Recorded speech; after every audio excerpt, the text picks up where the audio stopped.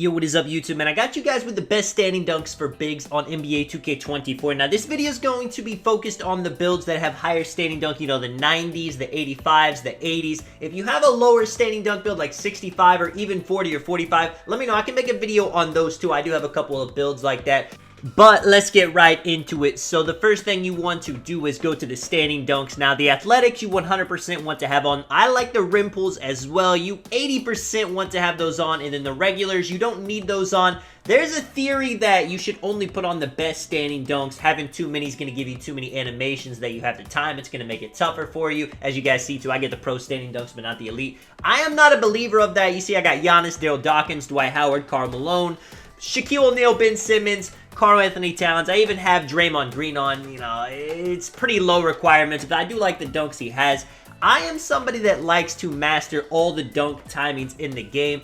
The more the merrier, to be honest. I like all of these dunk packages. If you're somebody that likes to be safer with standing dunks, Dwight Howard in the under basket athletic hangs off 1 and 2 are the ones you absolutely have to have on. But I like the dunks that are in the Giannis package, in the Daryl Dawkins package. Yes, they can be kind of crazy. Maybe they get blocked every once in a while. They can be tough to time.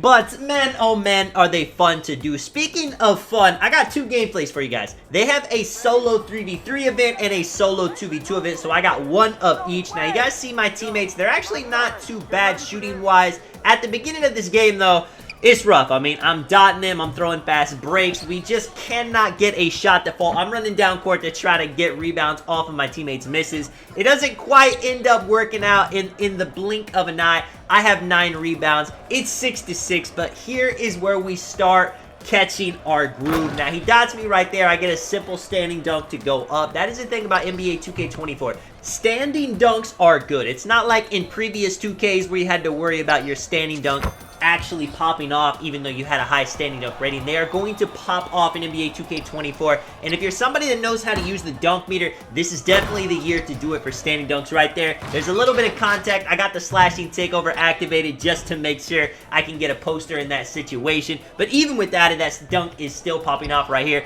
Getting the O board. Now, I get a weird drop step animation. It puts me a little bit away from the basket. He bails me out by fouling me. There are going to be situations where, you know, in theory, yes, maybe you think you should have got the standing dunk, but you were just a step too far from the basket right here. I do my blowout dribble. I'm kind of trolling around a little bit at the end of the game, but I mean, I got 14 rebounds. I'm trying to just have a little bit of fun after all the hard work I put in for us to win the game. I ended up getting 8 points, all on dunks. 2 without the meter, 2 with the meter. They were all pretty easy, pretty makeable dunks. You're going to see a little bit tougher ones as we go into the 2v2 gameplay. If you play solo queue all the time, whether it's rec, 3v3, 2v2, you guys already know you have my respect, and I'm going to do it too. You know, I'm never going to be somebody that's just going to only play with my squad. I'm always going to hop in the solo queues and play with randoms. It's just a way I like to have fun on 2K, and I feel like you can't call yourself a good 2K player. You can't be one of the best at the game unless you can actually handle playing with randoms. If you need a system, he might not be as good as you think, but check this out right here.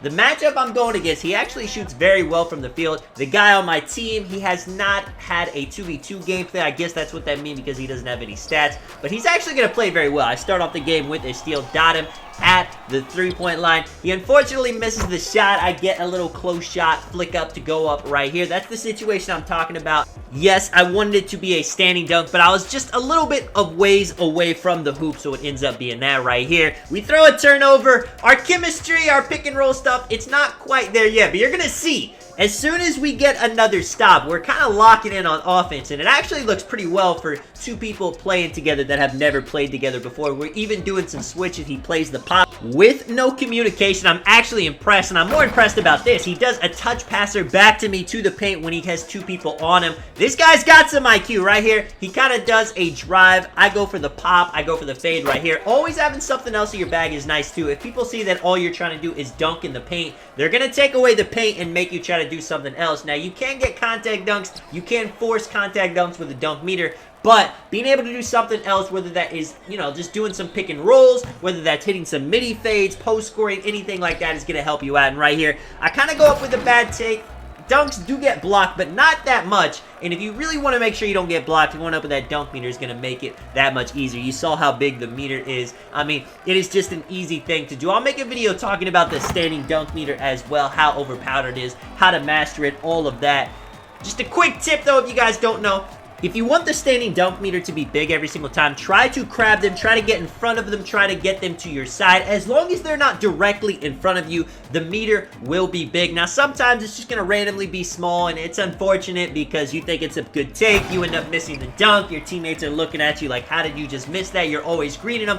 It will happen right there. Little quick dunk. That is actually a driving dunk, and you're going to get a lot of those kind of slightly driving dunks that feel like standing dunks. You can definitely use your meter for them, but it's going to go off your driving dunk rating. So if it's possible, make sure to have a good driving dunk to go along with the standing dunk. Sometimes that's not possible. Sometimes you have like a 90 standing and a 65 driving. I have a 75 driving dunk on this build to go along with the 85, and it actually feels very nice. Even when I get driving dunk meters, it still feels good right here. Drop stepping him, even though he is a tall defender, even though he's got interior defense, it does not matter. I'm able to get that kind of reverse standing dunk right there. Dotting my teammate, popping out to the corner. He goes with a nice midi fade. Let me know what dunks you guys use. Let me know if there's any that I left out. Let me know if there's any you guys want me to try. This is Tonic, man. I'll catch you guys in the next one.